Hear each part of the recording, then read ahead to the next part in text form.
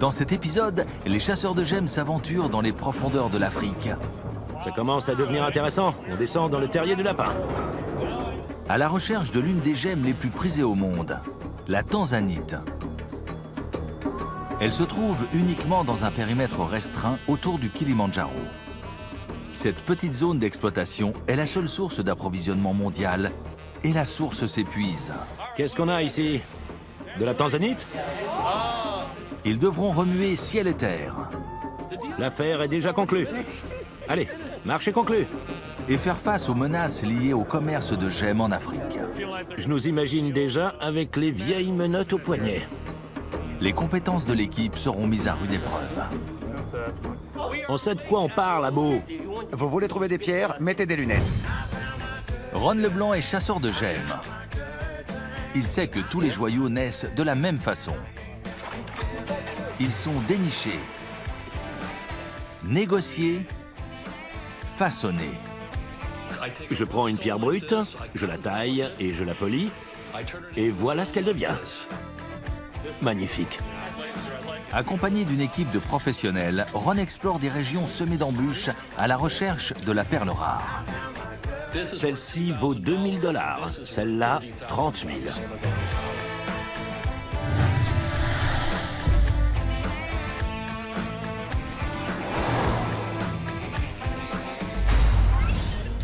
Le bleu envoûtant de la tanzanite fait de cette pierre fine un véritable trésor pour les gros collectionneurs et investisseurs.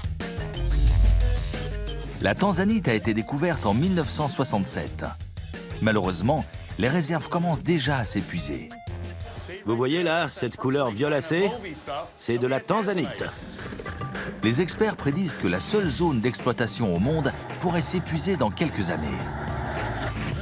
Les chances que Ron et l'équipe trouvent des tanzanites de qualité et de taille conséquente sont assez minces.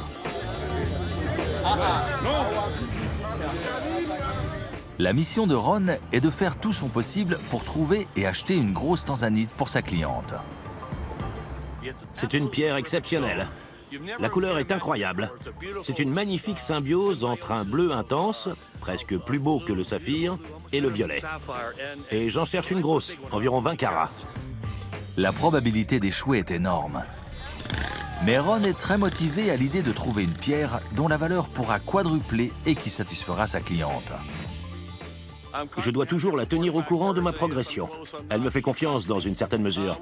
C'est-à-dire qu'elle me fait confiance, mais qu'elle me tient au bout d'une chaîne. Et bien sûr, cette chaîne mène de ma poche à sa banque. Les chances que Ron déniche une pierre d'exception dépendent en grande partie de cet homme, Bernie. 35 ans d'expérience en tant que gémologue et lapidaire, Bernie est l'homme de la situation pour trouver les plus belles pierres au meilleur prix. Tu vois ça? Ouais. Bernie est aussi à la recherche de ses propres gemmes. Il a besoin de petites pierres brutes de qualité qu'il pourra polir et revendre pour réaliser un joli bénéfice. Il y a toute une variété de grenats différents et certains sont vraiment insolites et magnifiques. Si j'ai un coup de cœur pour une pierre, je fais tout pour l'avoir. Diane est également en mission. Mais n'ayant pas de clients pour la financer, elle doit payer tout ce qu'elle achète avec ses fonds propres. Pour moi, cette mission en Tanzanie est un pari risqué. On ne m'a passé aucune commande. Je viens ici, j'achète toutes les pierres par moi-même, ce qui veut dire que je paie toutes ces pierres de ma poche. Donc il faut que je fasse de très bonnes affaires, que je trouve des pierres exceptionnelles à de très bons prix. Sinon, je vais repartir d'ici et j'aurai perdu de l'argent. L'équipe a atterri au pied du Kilimandjaro pour ensuite faire route vers la ville d'Arusha, qui se trouve près des mines de tanzanite. Depuis Arusha, les chasseurs de gemmes pourront rejoindre rapidement n'importe quelle destination pour trouver les pierres qu'ils recherchent. Mais avant tout, l'équipe a besoin d'argent. De beaucoup d'argent. Il faut que je récupère quelques billets pour la mission. Le marché noir offre un meilleur taux de change que les banques, mais le risque est plus élevé. Il peut être dangereux d'échanger de grosses coupures sur le bord de la route. Ça va? Vous allez me faire un bon taux? Ça me plaît. Beaucoup de billets. 2 millions? OK. Ouais. 5 000 $ américains deviennent près de 9 millions de shillings tanzaniens.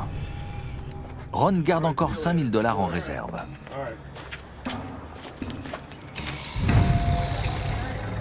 Une fois l'argent en poche, les chasseurs de gemmes plongent au cœur du marché Maasai local. Ils veulent voir le panel de pierres sur le marché et surtout les prix. Allez, on va aller voir les types avec des pierres. Allons voir ceux-là là-bas. On va aller par là. C'est assez intimidant. Ces Maasai sont super grands. Combien? Elle est jolie. 300. Tout de suite, on a vu ces hommes regarder des pierres. Et ça nous a mis l'eau à la bouche, à nous aussi. Ça doit être le vendeur. Il me faut de l'argent. Beaucoup de fractures, trop de fractures. Non merci. Merci. La plupart de ces vendeurs n'ont pas de licence. Il est donc illégal pour un étranger d'acheter leurs gemmes ou même d'en recevoir une en cadeau. Et là, ça commence à devenir flippant. Tout à coup, on entend qu'il y a des agents de l'immigration dans les rues et qu'ils aiment bien embarquer les gens qui achètent des pierres illégalement. Quelqu'un vient me voir et me dit « Vous ne pouvez pas acheter ici. L'immigration est dans le coin. » Et là, j'ai senti une vague de paranoïa monter en moi. Croyez-moi, je sais quand je deviens parano. Ça m'est arrivé plein de fois. Ça me fait un peu peur. Un homme a parlé d'agents de l'immigration dans le coin. Apparemment, il y a plein de types de l'immigration. Ouais, je nous imagine déjà avec les vieilles menottes au poignet. Ça sent le traquenard. On va s'en sortir. On va s'en sortir. Faut s'en aller. J'aime pas ça. La foule commence à s'agiter. Mais surtout, c'est les autorités qui me font peur. Tout va bien jusqu'à ce que tu finisses au trou pour une bêtise. Donc, il faut faire attention.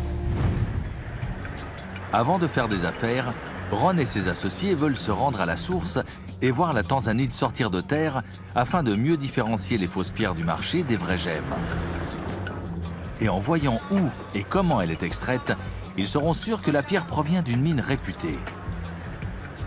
Ils décident donc de se rendre dans la plus grande compagnie minière de tanzanite au monde, Tanzanite One. Ils détiennent en gros 35% du secteur. Ils sont très organisés. C'est une grosse exploitation minière. Tanzanite One est la grande sœur des plus petites mines de tanzanite. Cette exploitation hautement sécurisée est équipée de nombreux portails et d'agents armés pour garder les gemmes en sécurité. C'est aussi l'une des mines les plus modernes d'Afrique. On est arrivé à l'entrée et on nous a donné notre tenue de visiteur. J'ai regardé Bernie et je ne sais pas s'il voulait poser pour le calendrier des mineurs, mais sa tenue était complètement ouverte. On voyait les poils de son torse. Il n'arrivait pas à la fermer, alors il a dû y aller à moitié dévêtu.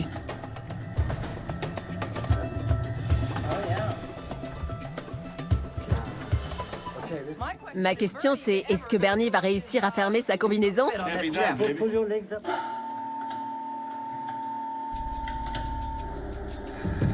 Pour accéder à la paroi rocheuse où se trouvent les gemmes, l'équipe va devoir effectuer une descente de 800 mètres sous terre. Ça commence à devenir intéressant. On descend dans le terrier du lapin. Avec une pente de 45 degrés, l'arrivée en bas est rapide. C'était sympa. Heureusement, je suis agile comme un cabri, donc tout va bien. Oui, faut faire attention. Il reste encore 800 mètres laborieux jusqu'à la paroi rocheuse. Voilà pourquoi je préfère vendre des pierres que les extraire. Les sacs qui sont remontés à la surface sont le signe que les chasseurs de gemmes approchent du fond de la mine, où le dur labeur est effectué. Dès qu'ils remplissent un sac de terre en bas, ils doivent faire remonter le sac à la surface. Donc ce qu'on voit là, c'est tout ce qu'ils ont fait sauter. Il peut y avoir des gemmes dedans, ou rien du tout. Il fait chaud. Vous pouvez aider le vieux monsieur? Bonjour. Ça va? Bonjour.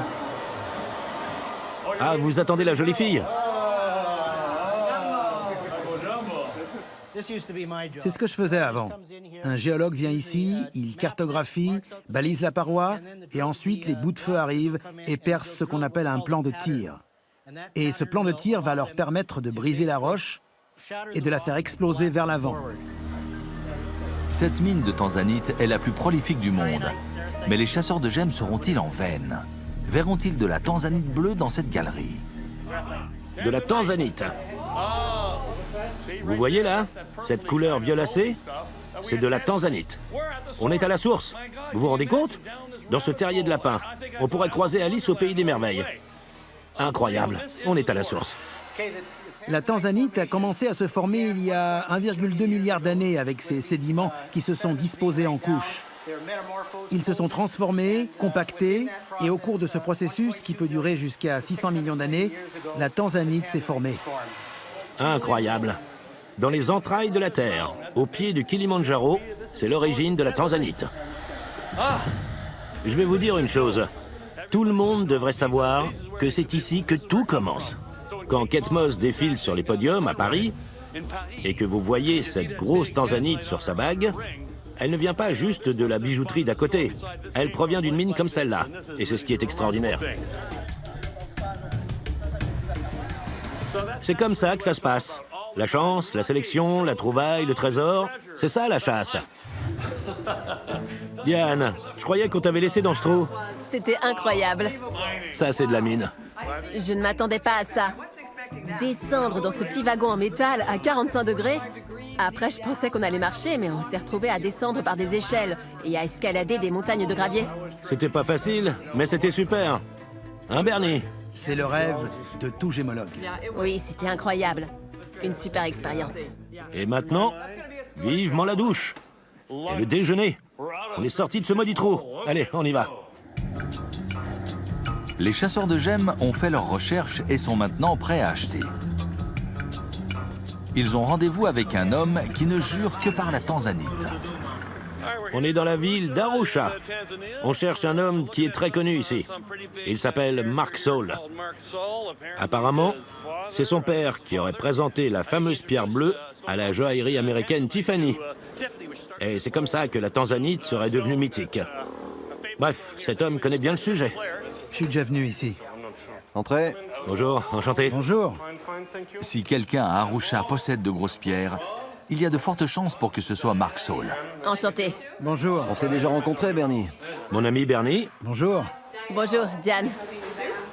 Le marché de la tanzanite est très concurrentiel, donc tous les prix que vous verrez en ville varieront entre 5 et 10%. Je pense que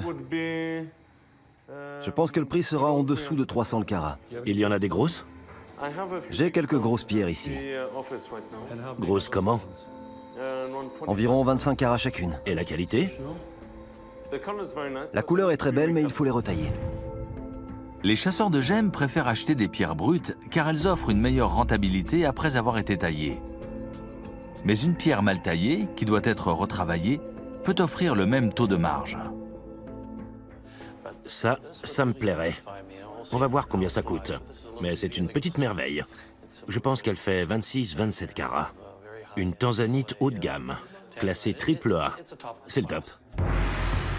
Mais ce gros joyau coûte cher, et qui plus est, l'offre est à durée limitée.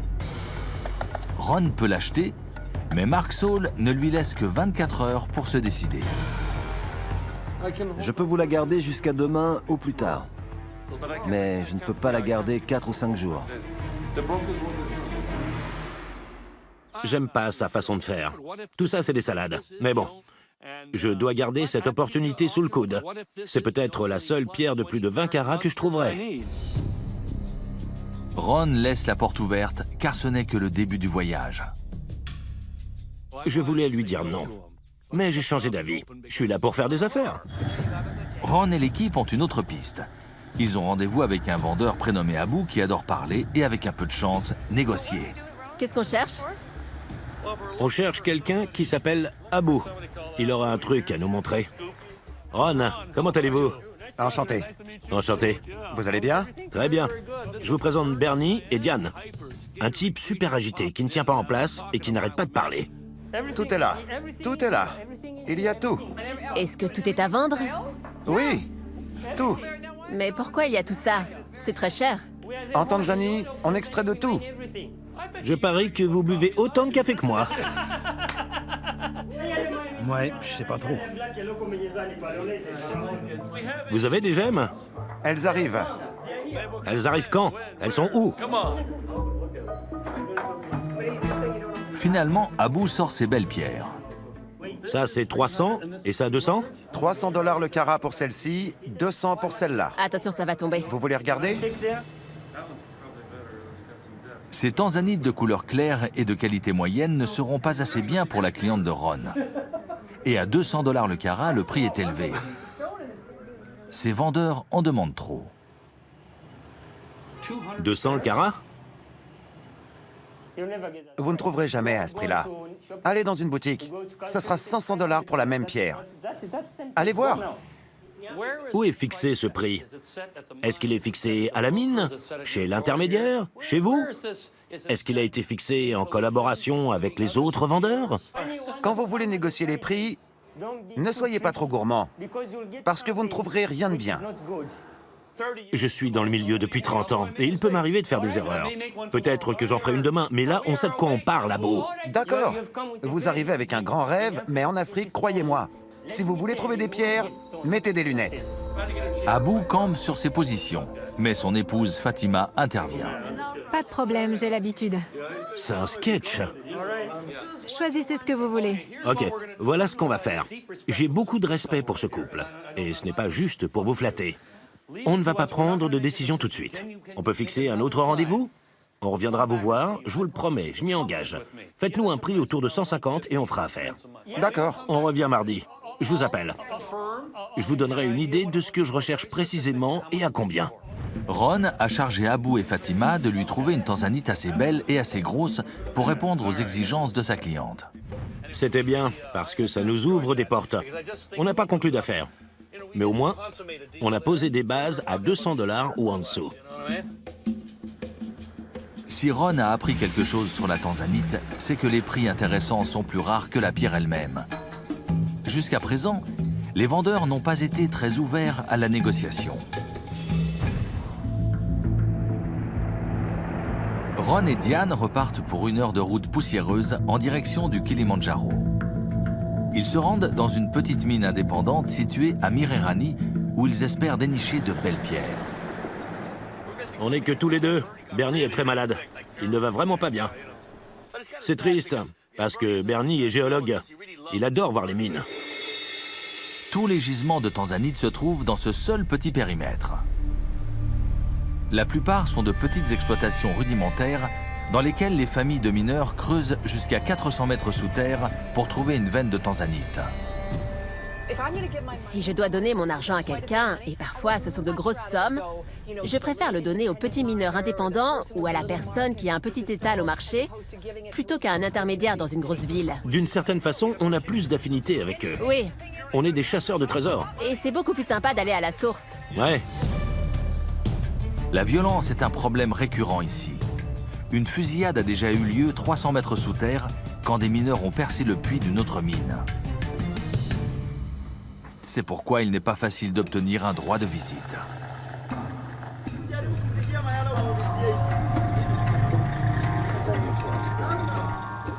Ouais, c'est compliqué. Mais on parle d'un endroit où il y a beaucoup d'argent en jeu, beaucoup de corruption, beaucoup de vols. Il y a toutes sortes de trafics autour des pierres.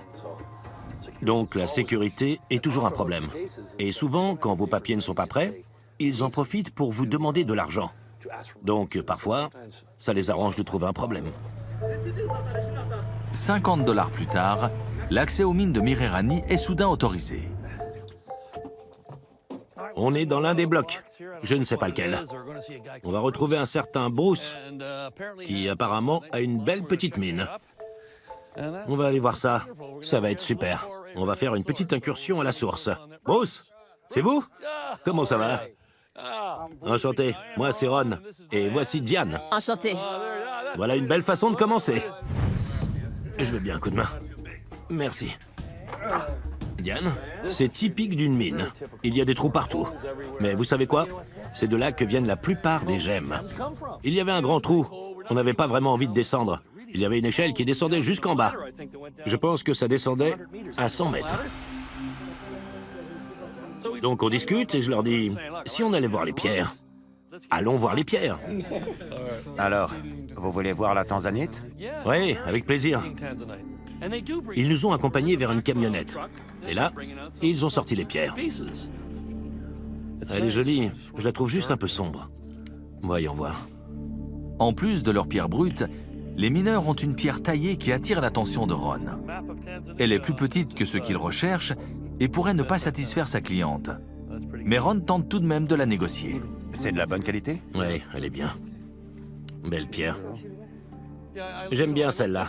C'est la couleur typique. Cet homme veut faire affaire, pas vrai? Bien sûr. Mais le seul problème, c'est que la culasse est bombée. Un joyau qui a une culasse bombée a été taillé pour maximiser son poids au détriment de l'éclat et du scintillement. Il devra être retaillé. Pour cette pierre, je vous donne... Sans Bernie et son œil de lapidaire, l'achat est risqué pour Ron. Et il n'est même pas sûr que la pierre plaise à sa cliente. Il va donc faire une offre basse et voir ce qui se passe. Je vous en donne 2500 $. 2500? Ouais, tout de suite. 2500 $, c'est la moitié du prix que ses vendeurs espèrent. Pour la pierre. 2500 $? Ça fait 200 le carat. 200 le carat? Ouais. Pour la pierre taillée à 13.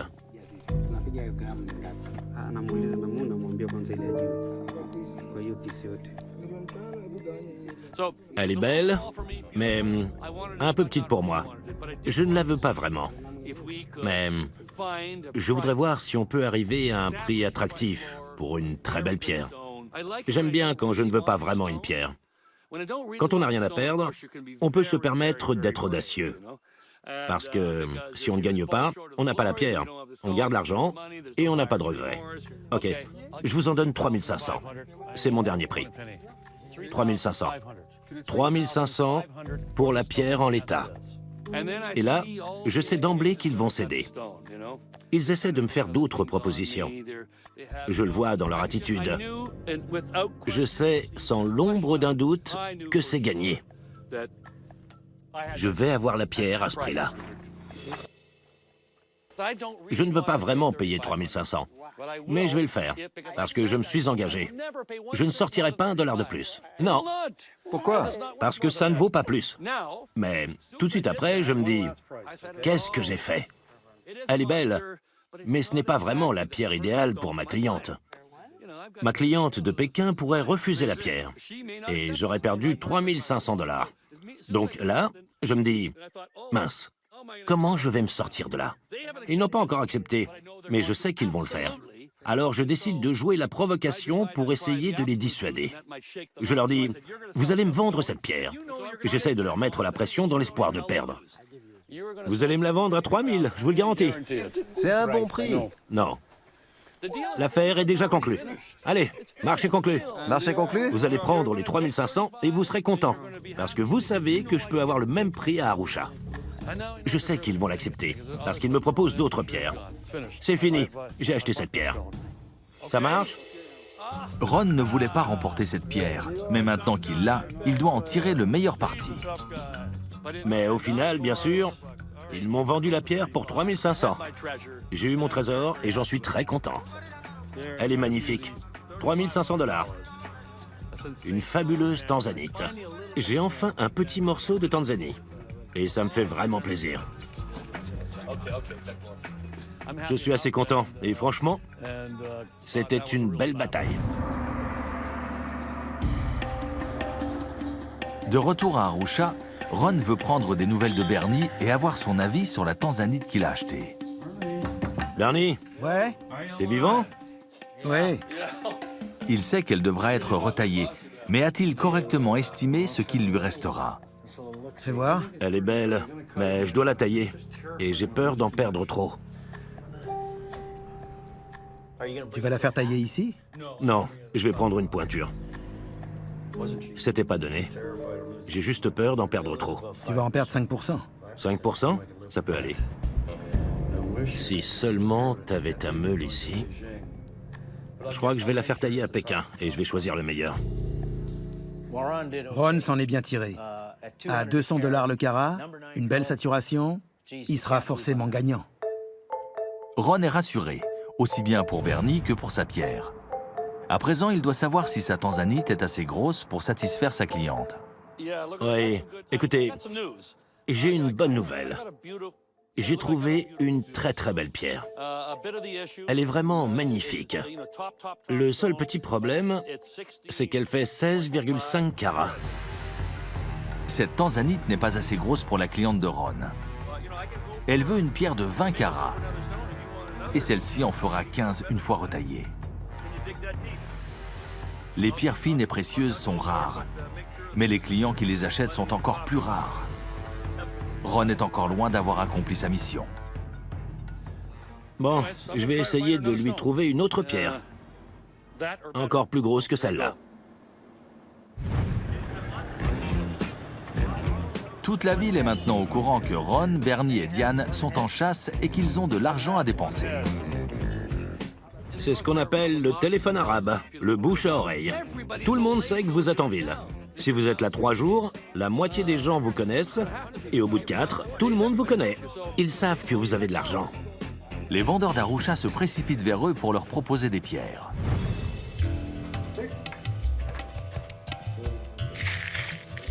Les roches d'Afrique de l'Est qui créent la tanzanite produisent également plus de 20 autres types de pierres fines et précieuses très rares. Et le docteur Frisbee les a toutes en stock. C'est l'endroit idéal pour que Diane et Bernie puissent mener à bien leur mission. C'est la première fois qu'ils voient une telle variété de gemmes depuis le début du voyage. De toute évidence, c'était un grossiste important.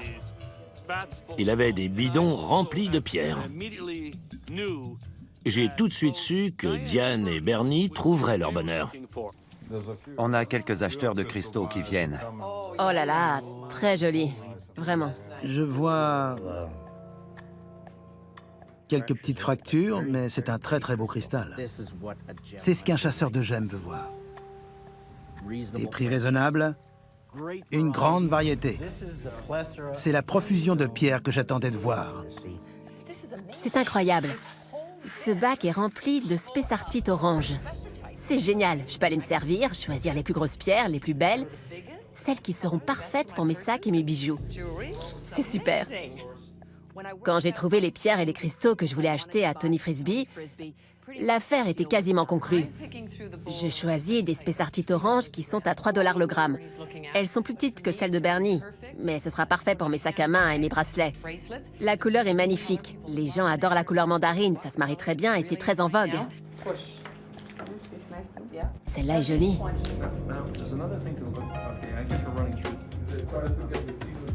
Ron doit encore trouver sa tanzanite de 20 carats et le temps presse.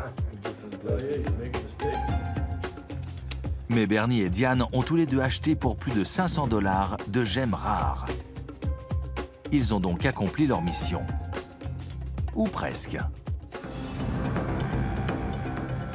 Avant que l'équipe ne puisse se remettre en chasse pour Ron, le défi se corse lorsque Diane reçoit un message de l'une de ses clientes. Ma mission en Tanzanie vient de se modifier légèrement. Maintenant, je dois trouver 4 pierres pour une cliente et les acheter avant de repartir. Les chasseurs vont devoir passer à la vitesse supérieure s'ils veulent dénicher les 4 pierres de Diane et l'insaisissable tanzanite de Ron. Il leur reste une journée dans la ville d'Arusha pour accomplir leur mission, où la déception sera aussi profonde que le bleu de la tanzanite. Ron n'a pas répondu aux appels d'Abou, le vendeur qu'il a épuisé par son flot de paroles la dernière fois qu'ils se sont vus. Mais aujourd'hui, Ron est à court de solutions. Il va donc devoir prendre sur lui et traiter avec Abou s'il veut avoir une chance de trouver la pierre qu'il recherche.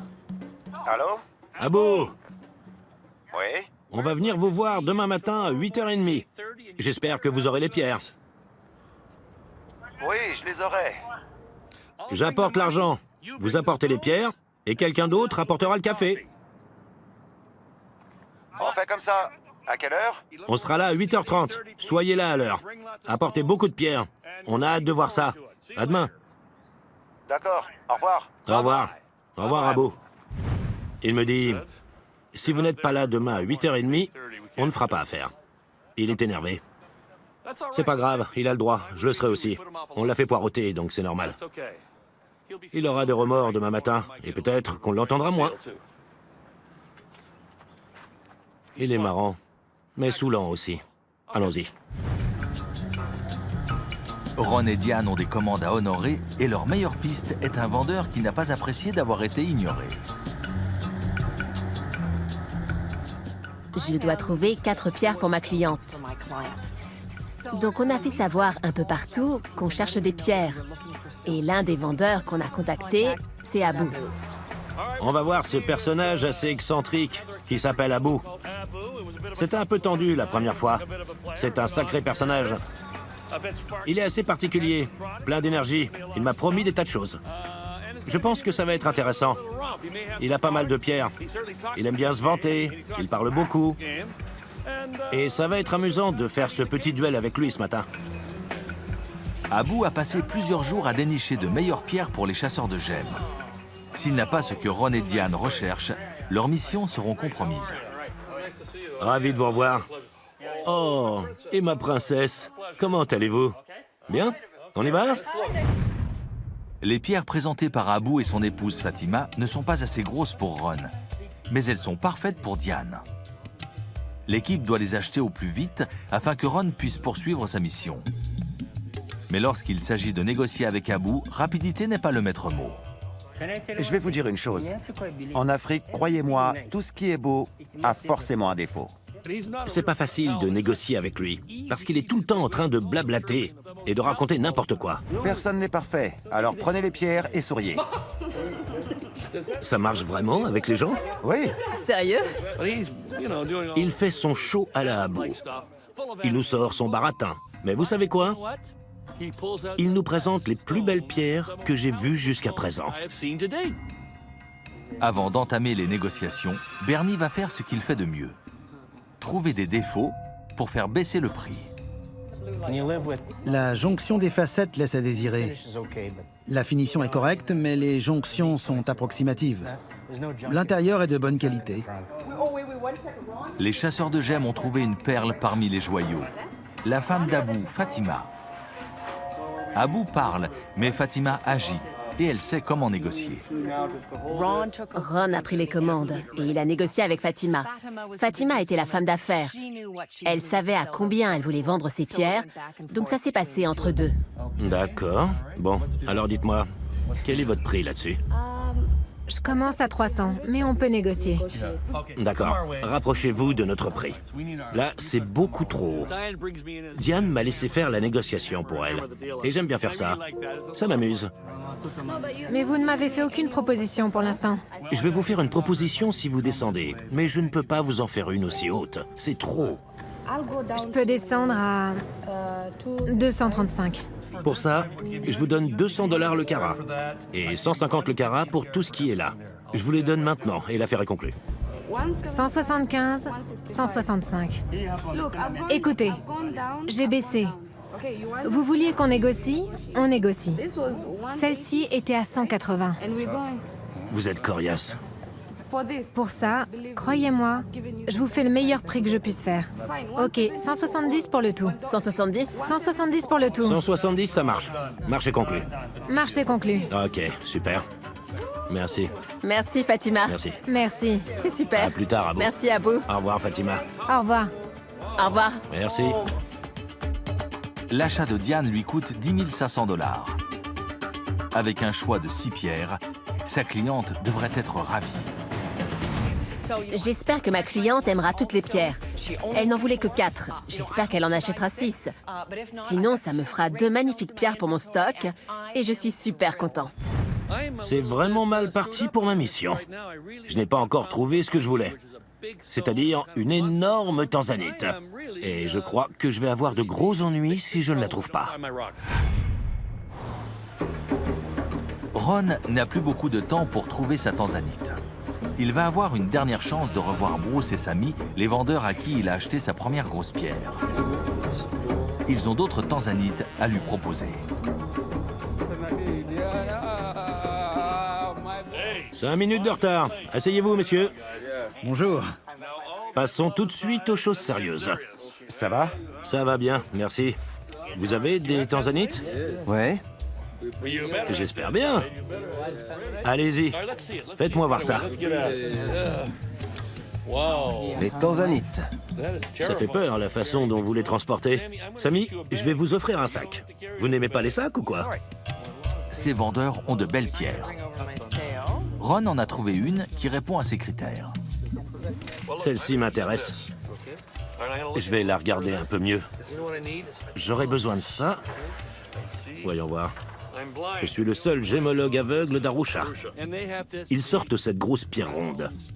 Une taille ronde est assez compliquée. Il faut sacrifier beaucoup de matière pour obtenir cette forme. Ce n'est pas naturel pour la pierre. Et donc le prix est généralement élevé. Et 19,2 carats, c'est une grosse pierre. Ce gros joyau bleu de 19 carats est le genre de pierre d'exception qui ravira la cliente de Ron. Il faut absolument que j'achète cette pierre. Je la veux à tout prix. C'est exactement ce que je recherche. Il n'y a rien qui lui arrive à la cheville. C'est ma mission, il faut que je l'aie. Elle est bleu roi. C'est une couleur qui vaut cher. Je repère 2 petites pierres rondes qui me plaisent. Donc Ron et moi décidons de faire une proposition groupée. Car souvent, quand vous achetez plusieurs pierres en même temps, vous pouvez faire baisser le prix total. Tout ce qu'on a à faire, c'est tenter le coup. Je veux ce lot. Je veux l'acheter. Il me le faut. C'est plus fort que moi. Plus fort que tout. Il me le faut à tout prix. Je veux repartir avec ce lot. Alors, combien pour... disons... tout ça. Peut-être ces 2-là et une de celles-ci, mais peut-être pas les 3. Je ne veux pas de celle-là. L'heure de la négociation a sonné. Ces hommes ont été durs en affaires la dernière fois, alors Ron passe à l'offensive. Bien. On ne va pas tourner autour du pot. L'argent est dans le sac. Tout est prêt, sauf le prix. On vous les prend à 180 $ le carat, et on vous les prend tout de suite. Ça vaut plus que ça. Je vous les fais à 250. Ce lot va être cher, très cher.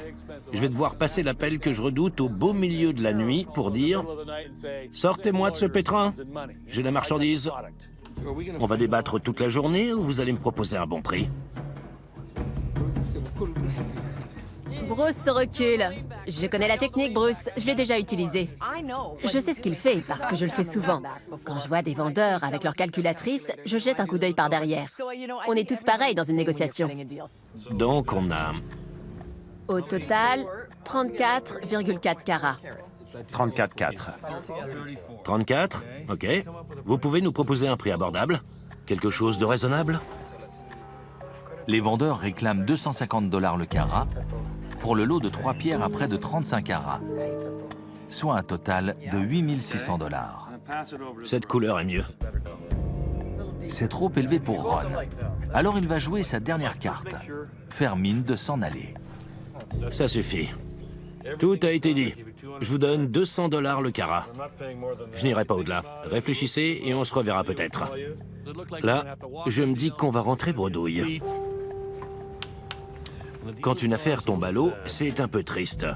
Mais on ne va pas se laisser abattre. On verra ces gens. On retravaillera avec eux. Ils m'ont vendu une belle pierre. On recommencera. Il ne manque pas grand-chose. C'est dommage. Vous me donnez... Non, c'est pas assez. Non. C'est seulement 20 $ d'écart. Mais bon, quand on est à 34 carats... Je vous ai fait un bon prix. Je vous ai dit que je vous ferais un bon prix. 200, c'est le chiffre juste. Ce ne sont pas des paires. On ne peut pas changer ça.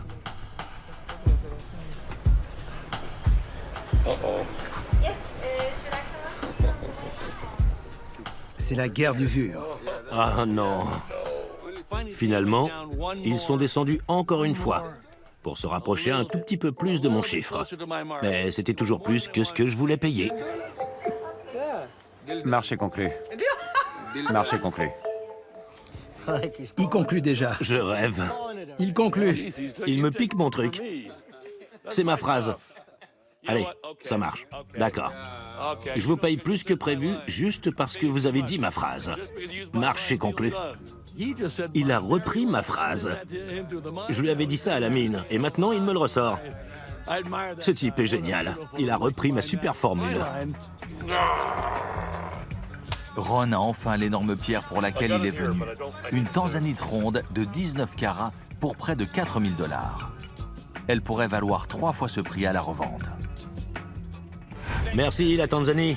Merci de nous offrir tes magnifiques fleurs cristallines sorties de la terre sacrée au pied du Kilimandjaro, juste à côté du Serengeti.